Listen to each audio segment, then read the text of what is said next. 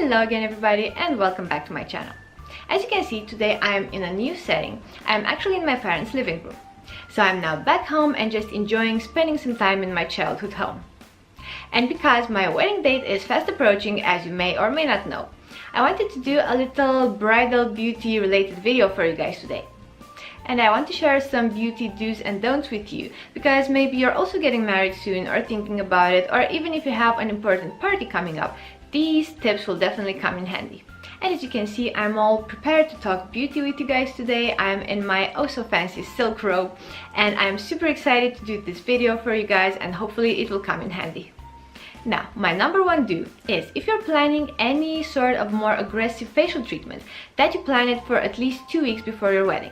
So if you're planning to do any, let's say, extensive blackhead removal, any, I don't know, pore unclogging, or even if you want to do a deeper peel, that you give yourself at least 2 weeks before the main event. And that is because your skin definitely needs to regenerate after a more aggressive treatment.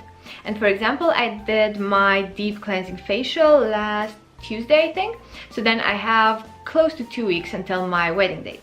Also, if you're planning on doing any such treatments, I wouldn't recommend that you do them by yourself at home or at a friend's place. I would say go to a proper salon with a licensed cosmetologist, because they will know exactly what to do. So they will probably steam your face, open up your pores, clean them up, and then seal them back, because this is very important so that you don't get any breakouts or any reactions.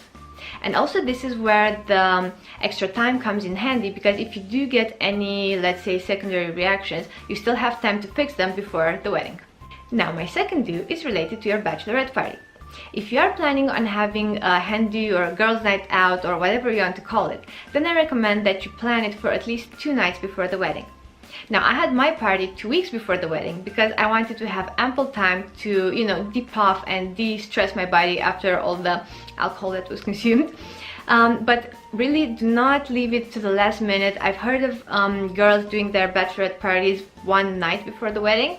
And really, I wouldn't recommend that you do that, because you're going to be super tired. First of all, you're going to be all puffy, your face is probably going to be all splotchy and red, and really that's not the best base you can give your makeup artist to do your bridal face on.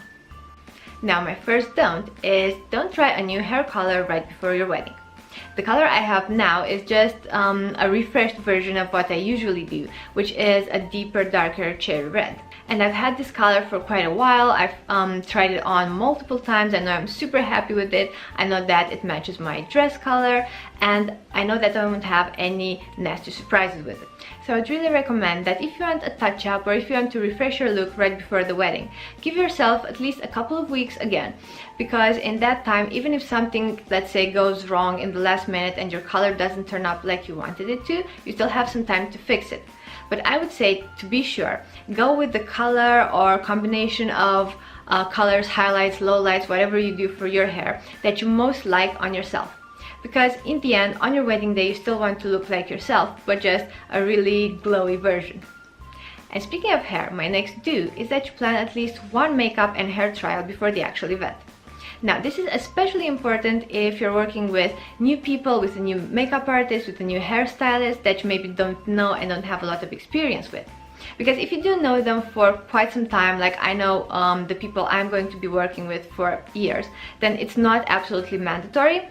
But just to save yourself any surprises, just to save any stress on the wedding day, I would say book an appointment before, see what your makeup is going to be like, see what your hair is going to look like. Maybe even if they do exactly what you asked them to, maybe you just realize that this isn't the look I really want to have on my wedding day, and they can suggest better alternatives for you. I would say it always pays out to plan ahead and leave as little as possible to chance for your big day.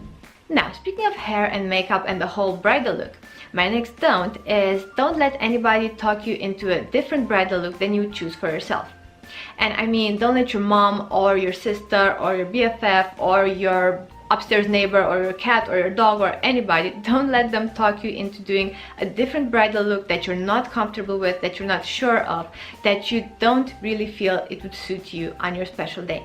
Of course, you can always get their opinion, you can weigh it against yours, and I always recommend that you get the opinion of a specialist, so a makeup artist or a hairstylist or a professional basically that knows what they're doing, because you want to look your best on your wedding day, but you also want to be able to look back to the pictures and say, yeah, that looks like me, and not like some random 10 years older woman that I don't recognize. Because let's face it, even with the best of intentions, it doesn't necessarily mean that others know what's best for you. And you don't want to be looking back to your special day and remembering that I would have totally done my hair different, I would have totally done my makeup different, I would have chosen a different dress or anything like that, but I listened to such and such and such. It's not worth it. Another don't when it comes to taking care of yourself and of your body is don't leave waxing and eyebrow plucking to the day before the wedding. And that is because a lot of times your skin gets inflamed, red, angry, bumpy after wax, and then you need a couple of days to let it just relax and cool down. So I would say give yourselves, I don't know, 3-4 days before the main event to do all the waxing, hair removal, hair plucking, eyebrow shaping, because then your skin will be glowy and calm and smooth, of course, on your wedding day. Now another do is again related to taking care of your body. And I would say do get enough sleep, do drink a lot of water, and eat your vegetables. This is super important leading up to the wedding, and it's actually important to do as early as possible because it's just healthy and right for your body.